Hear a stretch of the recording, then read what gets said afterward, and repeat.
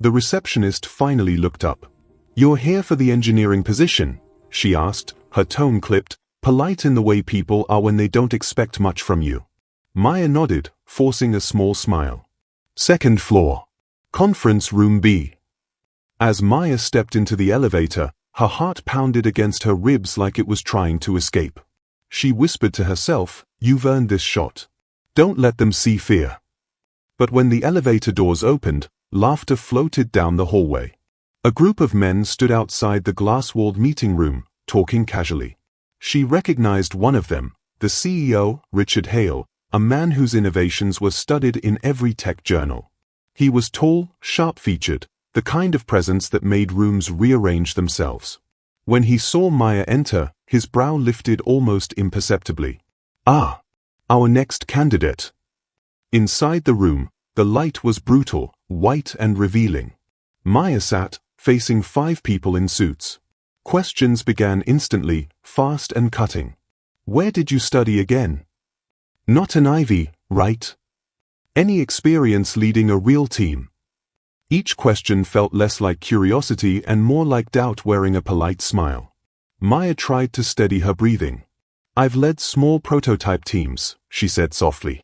"At my last company, I built an energy-efficient circuit that reduced costs by 20%. The room stayed silent for a beat, then one of them chuckled. 20%? That's cute." A few laughs followed, small but sharp. The kind that sting more than open insults. Maya swallowed. It wasn't a big company, but... Richard raised a hand. "That's fine, Ms. Thompson. Let's do something practical." He gestured toward the whiteboard behind her. "Solve this." She turned. The board was filled with a network design problem. Complex, messy, intentionally so. A trap disguised as a test. Her pulse quickened. It wasn't impossible, but it required time. And time was exactly what they wanted to steal from her confidence. The youngest panelist leaned back in his chair. "If you need help, just let us know." That quiet laughter again. Maya inhaled deeply. Then, slowly, she picked up the marker. Her mind tuned out the voices, the judgments, the fluorescent hum above her. She thought of her mother, working night shifts just so Maya could finish her engineering degree. She thought of her father's old radio, the first thing she ever repaired, sitting cross-legged on the kitchen floor at 12 years old. Lines began to form on the whiteboard, clean, deliberate, precise. Equations flowed like rhythm, each number a note of defiance. For a few moments, the room fell quiet. Even Richard leaned forward. 10 minutes later, Maya capped the marker and turned around. "The issue isn't the missing node," she said calmly. "It's the feedback loop. You're losing 18% efficiency through redundant data paths. You can reroute here and here," she pointed, her voice growing steadier. "And the system will self-correct." Silence. Then one of the engineers frowned, typing something quickly on his tablet. His eyes widened. "She's right," he murmured. "That's actually brilliant." Richard's smirk faded. For the first time, Maya allowed herself to breathe. "Would you like me to explain the energy recovery cycle?" she asked, softly. The room stayed quiet. But the tone had shifted. No laughter now, just the uncomfortable sound of realization. Trigger 2, reflection plus like challenge. If you were sitting in that room, watching them laugh before she proved them wrong, what would you have done? Be honest, would you have spoken up or stayed silent? Comment your answer below, and if you'd have stood by her side, hit like to show compassion still matters. Maya left the building without waiting for results. The sky outside had turned golden, sunlight reflecting off the wet streets. She wanted to feel proud, but mostly, she felt tired. Inside, Richard watched her go. He didn't say it out loud, but the expression on his face said enough. She saw what none of us could. And that was the moment everything began to change. Richard didn't sleep much that night.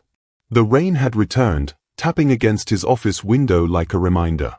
Maya's whiteboard solution still glowed faintly in his mind, so simple, so painfully obvious.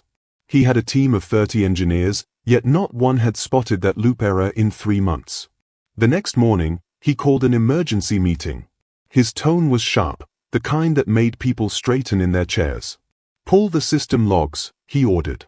I want to test that configuration from yesterday's interview. They ran the simulation. The numbers climbed, slowly at first, then steadily, stabilizing at exactly 18% more efficiency. The same number Maya had predicted. A murmur spread through the room. Richard rubbed his temples, whispering, "She did it." Across town, Maya sat in her tiny apartment, staring at her cracked phone screen. No emails. No calls. Just silence. She had poured everything into that interview. A part of her wanted to believe it meant something, but experience had taught her better. She sighed and looked out the window. The world always found new ways to test her patience. Later that afternoon, her phone buzzed. Unknown number. Maya Thompson, a voice said. This is Mr. Hale's office. The CEO would like you to come in tomorrow morning. He wants to discuss something important. Her heartbeat quickened. Did I get the job? A pause. He'll explain in person. She barely slept that night. When she arrived the next morning, the receptionist's tone was different, almost polite. He's expecting you, she said.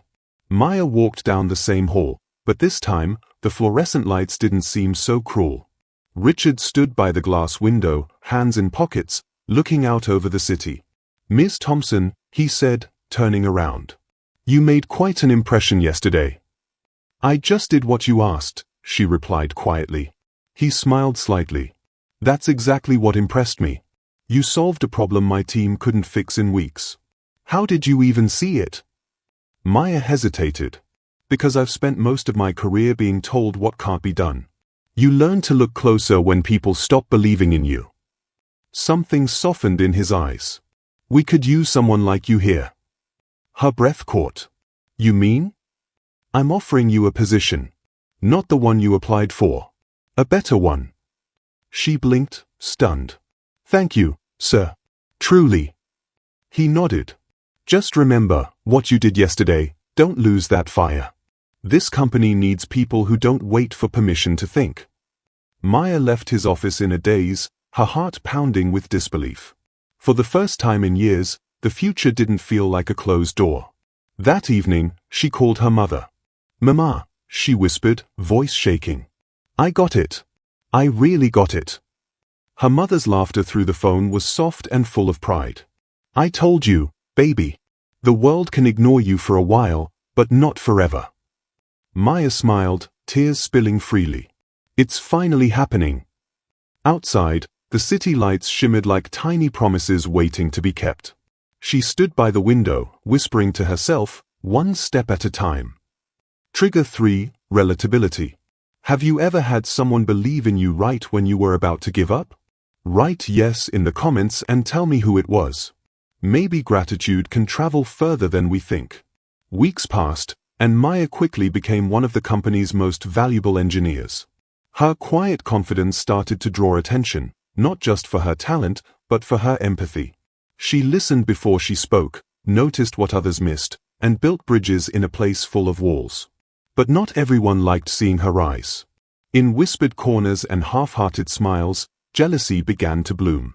One man in particular, Evan Brooks, a senior engineer, had his ego bruised the day Maya was hired. He had been the one leading the failed project she'd fixed. And now, every success of hers felt like a reminder of his own shortcomings.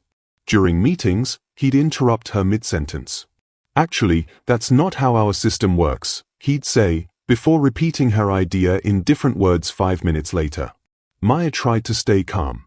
It's okay, she'd tell herself. Let the work speak. But sometimes, when the office was quiet and the glow of the monitors was the only light left, she wondered if she'd ever truly belong. Late one evening, she stayed behind, reviewing data for a new design. Her fingers hovered over the keyboard as fatigue settled in. Then she saw it, an error in the system code. Someone had tampered with her prototype. Deliberately. Maya frowned, scanning line after line. Her heart sank. If this went live, the system could fail completely, and she'd take the blame. Her mind raced. Who would do this? Why? She saved the logs, backed up the data, and sat in silence for a long moment. The building was quiet except for the hum of the servers, like a heartbeat in the dark. She didn't know it yet, but this was the beginning of the storm. The next morning, Maya arrived early. The office was still half asleep, coffee machines gurgling, screens flickering to life. She went straight to her desk, her pulse steady but heavy. The file she'd backed up last night sat on her flash drive like a secret burning in her pocket. By noon, the system failure alert blared through the floor. Red notifications flooded the main dashboard. Engineers scrambled, voices overlapping in panic. "What happened?" Richard demanded as he rushed into the control room. "System overload," Evan shouted. "The prototype crashed. It's Maya's design, it corrupted the data pipeline." Heads turned. For a moment, the world went still. Maya stepped forward, her throat dry. "That's not true. Someone modified the script. It wasn't my code." Evan scoffed, arms crossed. "Convenient. You expect us to believe someone else just happened to tamper with your project?" Maya opened her flash drive, plugging it into the nearest monitor. "This is the original code," she said, voice trembling but steady. "Check the timestamps. Compare them."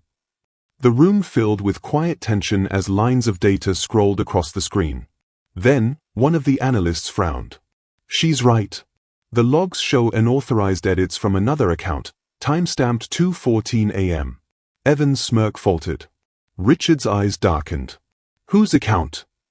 The analyst hesitated. "Evan Brooks." Silence dropped like a hammer. Evan stammered. "That's impossible. Someone must have." Richard cut him off. "Enough. My office. Now." As they left, Maya felt every eye on her. Some apologetic. Some ashamed. She sat down slowly, her heart still pounding. The adrenaline hadn't faded yet, but something else began to replace it, a deep, quiet sadness. Not anger, just the ache of realizing how easily people could destroy others to protect their pride. That evening, as the office emptied, Richard returned. He stopped by her desk. "You handled that well," he said softly. "I almost didn't," Maya admitted. "If I hadn't kept a backup." He nodded. "You shouldn't have to defend yourself like that. But what you did today, it showed everyone who you really are." Maya managed a faint smile. "Thank you, sir. I just want to work in peace." "You deserve that," he said. "And more." When he left, Maya sat in the dim light, staring at the reflection on her monitor. Her eyes were tired, but they still burned with quiet resolve. She opened a new file, began rewriting the corrupted system piece by piece. Not for the company, not even for the recognition, but because fixing things had always been her way of fighting back. Trigger 4, Main Kindness Challenge. Now it's your turn. Share one small good thing you did recently. Maybe you helped someone who didn't even notice. Write it below so others remember that humanity still lives. Your story might light someone's path tonight. Days turned into weeks. The project stabilized under Maya's lead. She didn't talk much about what happened, and she never mentioned Evan again. But people began noticing her differently. When she walked into the lab now, conversations paused, not out of ridicule, but respect. Still, she stayed humble. She always thanked the janitor who worked late, brought coffee for the interns, and smiled at the guards who opened the door every morning. It was the kind of kindness that didn't ask for witnesses. One afternoon, while testing a new design module, her computer pinged with a company-wide memo, Special Recognition Award, Outstanding Innovation and Integrity, Maya Thompson. The entire floor burst into applause. Someone started cheering, and others followed. Maya froze, her hand covering her mouth as tears threatened to fall. Richard stepped out of his office, smiling. "Come on up, Maya." She walked forward through the sea of clapping hands. Her co-workers' faces blurred through tears, people who had once doubted her now smiling with pride. When she reached the front, Richard handed her a small glass plaque. "This isn't just for solving technical problems," he said. "It's for reminding us what integrity looks like when no one's watching." Maya's voice trembled. "Thank you. But I didn't do it alone. Every person here, every challenge, every doubt, it all shaped who I am today." The applause grew louder. And in that moment, Standing beneath the soft glow of the office lights, she finally felt what belonging truly meant. Later that night, as she walked home under the fading orange sky, Maya thought of all the times she'd been dismissed, laughed at, underestimated. And she smiled, because every rejection had led her here. The night air carried a cool breeze as Maya walked home through the city streets, the glass plaque clutched to her chest. The traffic lights flickered red, then green, washing color across her face. She could still hear the faint echo of applause in her mind. For once, it wasn't the sound of mockery, it was the sound of being seen. When she reached her small apartment, she set the award on the table beside an old photograph of her parents. Her mother's smile seemed to gleam under the dim light. "I did it, Mama," Maya whispered, tracing the frame with her thumb. "They finally saw me." But the next morning, a new challenge waited, the kind that tests not skill, but heart. Richard called her into his office. His usual confidence was gone, replaced with quiet worry. "Maya, we've got a crisis," he began. "Our biggest client, Novagrid, is threatening to cancel their contract. They claim our new system isn't stable enough for their launch." Maya frowned. "But it passed all stress tests." "They say otherwise. They've given us 48 hours to fix it, or they'll pull out completely." Her pulse quickened. That contract wasn't just money, it kept hundreds of employees working. "I'll handle it," she said without hesitation. Richard looked at her, almost surprised. "You're sure?" She nodded. "This company believed in me when no one else did.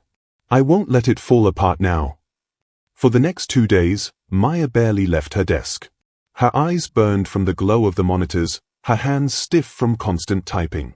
She moved through code like a surgeon, steady, patient, cutting through layers of error. Every time she thought she'd found the root cause, another problem appeared. But she didn't stop. When exhaustion hit, she'd stand by the window, staring at the city lights, whispering, "You've come too far to fail now." By the second night, even the janitor paused, watching her with concern. "You should rest, miss," he said softly. Maya smiled faintly. "Not yet. The world's still watching." At dawn, she finally saw it, a data misalignment deep within the backup system, invisible to standard checks. It wasn't just a bug, it was a chain reaction waiting to collapse. Her fingers flew across the keyboard. She rewrote, rebuilt, tested. Then, as the first sunlight touched her desk, she hit run. The system stabilized. No errors. No crashes. She leaned back, tears pooling in her eyes. "It's done," she whispered. "It's finally done." Hours later, the company buzzed with relief. Novagrid confirmed everything was fixed and reinstated the contract. When Richard entered her workspace, he didn't say anything at first, he just clapped, slowly, sincerely. Then the whole floor joined in. Maya covered her face with her hands, overwhelmed. Richard spoke over the noise. She didn't just save a contract, she saved the entire company. The applause rose again, echoing through the glass halls. Trigger 5, empathy. If that moment hit you hard, leave a red heart hash. Sometimes a simple heart says what words can't, a quiet way to say, "I felt that too."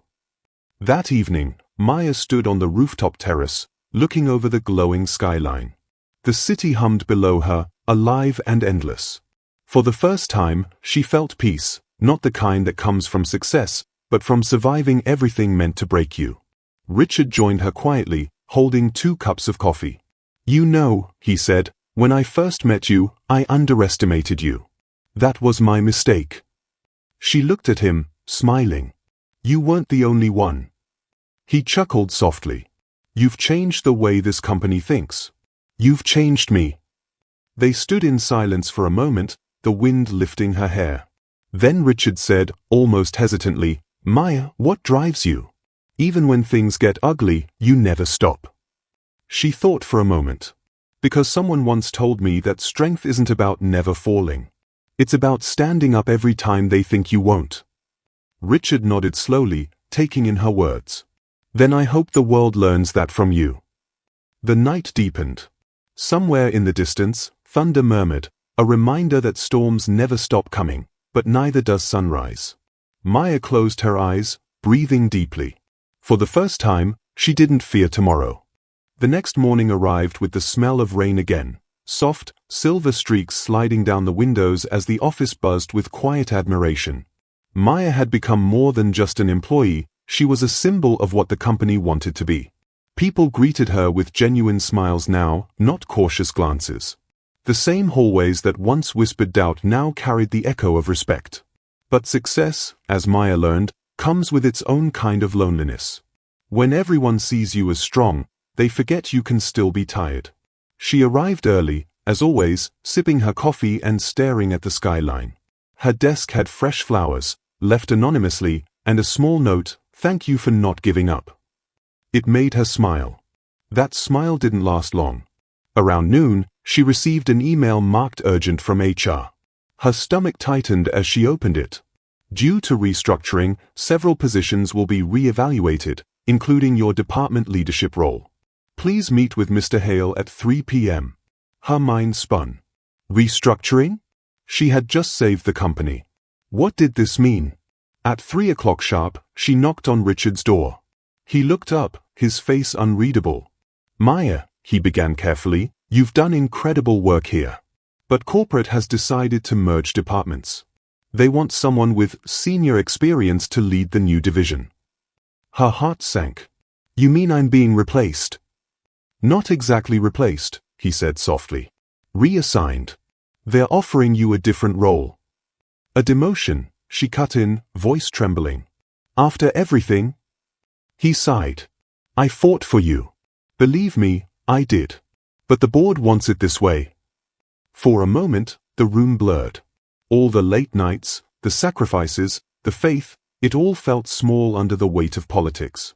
She stood slowly. "You don't have to explain, Mr. Hale. I understand." He rose, regret in his eyes. "Maya." "Thank you for the opportunity," she said quietly. "Truly." Then she walked out before he could see the tears forming. Outside, the city was drenched again. People hurried by with umbrellas, faces hidden, the world moving too fast to notice the woman standing still in the rain. She wandered until her shoes soaked through, finally stopping at a small park bench. Raindrops gathered on her hands as she whispered to herself, "How many times will I have to prove I'm enough?" Her phone buzzed, dozens of messages from co-workers, confused and angry on her behalf. But she didn't reply. She just sat there, letting the rain wash away the bitterness.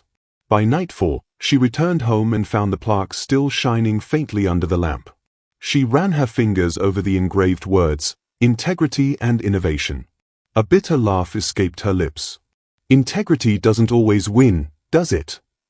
But then she thought of her mother again, that voice from long ago saying, "Baby, the world can take your position, but it can't take your purpose." Maya straightened. She wasn't done yet. Trigger 6, forgiveness. Be honest, could you forgive after what they did? Would you still choose grace over anger? Type forgive if you could, or never if the wound would cut too deep. The next morning, she walked into the office with her head held high. People turned, whispering, but she didn't flinch. She met Richard's eyes from across the hallway and gave a small, polite nod. There was no resentment, only resolve. Her new role placed her in research, away from the spotlight. Smaller office. Smaller team.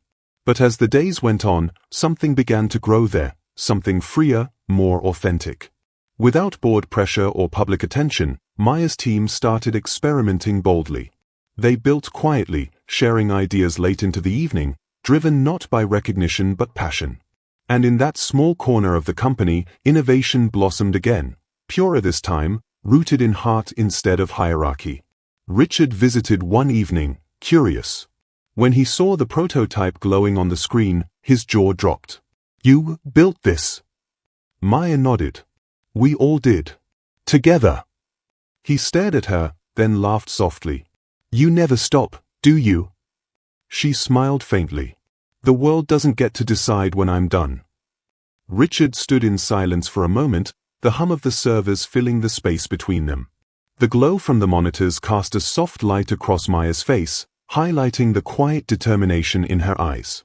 "This could change everything," he murmured, examining the new interface. "It's cleaner, faster, it's brilliant." Maya crossed her arms lightly. It's not about brilliance, sir. It's about listening. The old designs focused on what looked impressive. This one focuses on what works for people. He nodded slowly, genuinely impressed. You've built something far beyond what the board ever imagined. She smiled faintly. Then maybe it's time they start imagining differently. Richard chuckled, shaking his head. You've got that fire again. Maya looked at him, calm but resolute. It never left. As he left the lab, she stayed behind, staring at the softly pulsing prototype. It wasn't just a project anymore. It was a reminder of every moment she refused to break. The next day, Richard called her into his office again, this time with a smile. I've shown your system to the board, he said. They were speechless. They want to integrate it company-wide. Her eyes widened. But I thought. I told them the truth, he interrupted gently. That this came from the woman they underestimated. Maya's throat tightened. For a moment, she couldn't speak. Thank you, she whispered finally. Richard smiled softly. No, Maya. Thank you. Later that evening, she stayed in the empty lab long after everyone left. The city lights flickered through the tall windows, painting the walls in gold and blue. She thought of the long road that brought her here, the laughter, the rejection, the storm. And somehow, it all felt worth it. She closed her laptop and walked toward the elevator, but as the doors opened, she froze. Standing there was Evan Brooks. He looked tired, older somehow. Maya, he said quietly. Can I talk to you? She hesitated, then nodded. They stepped out onto the terrace, the night air cool and quiet. For a long moment, neither spoke. Finally, Evan sighed. I was wrong. About everything. About you. Maya looked at him carefully, her expression unreadable. He continued, voice low. I let pride ruin me. I wanted to be the best, and when I wasn't, I tried to make you smaller so I could feel taller. It's ugly, but it's true. Maya's eyes softened. We all make mistakes. The question is what we do with them. He looked up, surprised by the gentleness in her tone. You're not angry? I was, she admitted. But anger only keeps you trapped in the same place. I've worked too hard to live there. Evan swallowed hard. You didn't deserve any of what happened. No, she said quietly, but I survived it. And maybe that's what matters most. They stood in silence, the city shimmering below like 1,000 tiny hearts still beating in the dark. Trigger 7, Hope. If you believe love and kindness still win, even after betrayal, comment "Amen." Let's fill this space with hope. Someone scrolling right now might need to see that forgiveness still breathes. When Maya returned to her apartment that night, she sat by the window with her tea, watching the rain slide down the glass. It wasn't sadness she felt, it was peace. Her phone buzzed. A message from her mother. I watched your interview online. I'm proud of you, baby. You kept your heart soft in a hard world. Maya smiled, tears stinging her eyes. I learned that from you, Ma, she whispered. She looked around her small apartment, the plants she'd kept alive, the books stacked on the floor, the little plaque on her desk. None of it screamed success, but every piece told a story of perseverance. Outside, lightning flashed far away, not frightening this time, just beautiful. Like a reminder that light could still live inside storms. Maya closed her eyes and breathed deeply. Tomorrow would come, with new challenges, new faces, new expectations. But she wasn't afraid anymore. Because she finally understood, the world's laughter couldn't drown out the quiet voice of self-worth. Morning sunlight spilled across Maya's apartment, warm and golden, painting her walls with quiet promise. She stretched slowly, the exhaustion of endless nights replaced by a calm strength she hadn't felt in years. Her inbox was overflowing, interview requests, collaboration offers, even messages from young women saying her story had inspired them. She scrolled through, eyes soft with disbelief.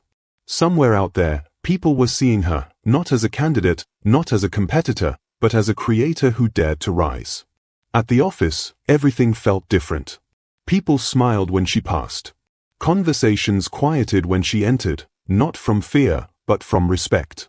The same place that once dismissed her now depended on her vision. Richard called her into a meeting that afternoon. The board members sat at the long glass table again, but this time, the tension in the air was replaced with anticipation. "Maya," Richard began, his tone proud, "the new system you built, the one you designed in that late-night lab, it's changing the way we operate. We want you to lead the entire innovation division." Maya blinked. "Lead it?" He smiled. "You've earned it. No one else could have done what you did." The room erupted in applause. Her hands trembled slightly as she nodded. "Thank you. But I didn't do it alone. Every person who once doubted me, you all taught me something. And that helped me build what I built." For the first time, the applause felt real. Later, when the meeting ended, Richard caught her near the door. "You know," he said, "you've changed this place more than you know." Maya smiled gently. "Maybe it's not about changing a place. Maybe it's about reminding people that it can still be better." He nodded, eyes thoughtful. "That's leadership." As the day wound down, Maya stepped outside. The city was alive, laughter spilling from cafes, the sound of buskers echoing through the streets. She walked slowly, breathing it all in. She thought about the girl she used to be, the one sitting nervously in a cold interview room, heart pounding while others laughed. That girl had almost given up. Almost believed she wasn't enough. But she hadn't. And because she hadn't, everything changed. She smiled faintly at the sky. "You did it," she whispered to her younger self. "You didn't need to be perfect, just brave enough to keep trying." She reached into her bag and pulled out her old, worn notebook, the one she used during those long job hunts. Inside were the same messy sketches, hopeful lists, and half-written dreams. But on the last page, she wrote a new line in slow, deliberate ink. "They laughed once. But I learned to let laughter echo behind me." She closed the notebook gently. As the evening deepened, she stopped by a local cafe. Near the window, a young woman sat nervously clutching her resume, eyes darting to the clock, anxiety written across her face. Maya recognized that look instantly. She ordered 2 coffees and walked over. "First interview?" she asked kindly. The girl blinked in surprise. "Why yes. How did you?" Maya smiled. "I've been there. Take this." She handed her the second cup. "You'll be fine. Just remember, they're not choosing if you're enough. You are. They're just deciding if they can keep up." The girl let out a shaky laugh. "Thank you. I needed that." Maya nodded. "We all do, sometimes." She turned and walked out, the doorbell chiming softly behind her. Trigger 8, CTA for victim. If this story moved you, don't scroll away in silence. Tap like, not for the story, but for every soul who's ever been underestimated and still chose kindness. One click says, "I felt your journey." Leave a comment if you believe strength can still be gentle. That night, Maya sat by her window again, city lights flickering below. She thought about all the voices that had once told her no, and how every no had quietly pushed her toward her own yes. Life didn't owe her fairness, but it rewarded her faith. Her story wasn't about revenge. It was about redemption, the kind that doesn't shout, but simply shows. And in that moment, Maya knew the truth she'd been searching for all along. You don't rise to prove them wrong. You rise to prove yourself right. The next morning dawned with the soft hue of possibility. Sunlight slipped through the blinds, landing on Maya's desk, on that same old notebook she'd written in the night before. The ink was barely dry, but the words felt timeless. She dressed quietly, choosing a simple cream blouse and navy trousers, not for approval this time, but because she liked how they made her feel, confident, calm, herself. Downstairs, the world buzzed with its usual rush, people chasing buses, coffee cups clinking, car horns cutting through the morning air. Yet Maya moved through it differently now, steady and grounded, her smile unhurried. At the office, a small surprise awaited her. Someone had placed a bouquet on her desk, white lilies and a handwritten note tucked beneath the ribbon. It read, "To the woman who reminded us all that quiet strength can roar louder than pride. The team." Maya's throat tightened. She set the flowers down gently and stared out the window for a long moment. The same skyline she used to look at in doubt now stood as proof of what persistence could build. Around noon, Richard stopped by her office. "You've got a visitor," he said with a knowing smile. Maya looked up, and there, standing by the doorway, was the young woman from the cafe. "Maya," the girl said nervously, "I just wanted to thank you. I got the job. They said I reminded them of someone they used to know." Maya's eyes softened. "I'm glad," she said. "Now go make your story count." The girl nodded, beaming, before rushing off. Richard lingered a moment longer. "You see what's happening," he said quietly. "You didn't just change this company, Maya. You're changing people." She smiled gently. "That's all I ever wanted." That evening, as the office emptied and the lights dimmed, Maya walked through the quiet halls. Her footsteps echoed softly, like a song only she could hear.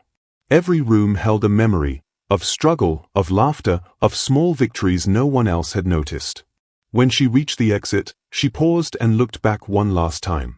The world outside was wide, alive, waiting. And she finally felt ready to meet it, not as someone who'd been laughed at, but as someone who had turned pain into purpose. She stepped into the night air, her reflection briefly catching in the glass doors, confident, calm, and free. She whispered softly, "Thank you for everything." And then, she walked forward. The city lights shimmered around her like quiet applause. That night, Maya wrote one last entry in her notebook. "Sometimes they laugh because they don't understand your fire. Keep burning anyway. One day, your light will guide someone who's lost in their own dark." She closed the book, set it beside her bed, and turned off the lamp. Outside, the wind brushed gently against the window, a lullaby for all the souls still fighting to be seen. Because somewhere out there, another young woman was walking into her first interview, heart trembling, hope fragile, and maybe, just maybe, she'd remember Maya's story. And she'd smile, straighten her back, and say to herself, "They can laugh if they want. But I'm here to solve the problem no one else could." The camera would fade out there, on the faint glow of the city skyline, on a woman who refused to let the world define her worth. No revenge, no grand victory. Just quiet triumph, the kind that lingers in hearts long after the credits roll. Moral ending. The world will always have doubters, but faith, in yourself, in kindness, in perseverance, turns rejection into direction. You don't need their permission to rise. Just the courage to keep standing when they expect you to fall. And when you finally do rise, rise softly. Let your success make the noise.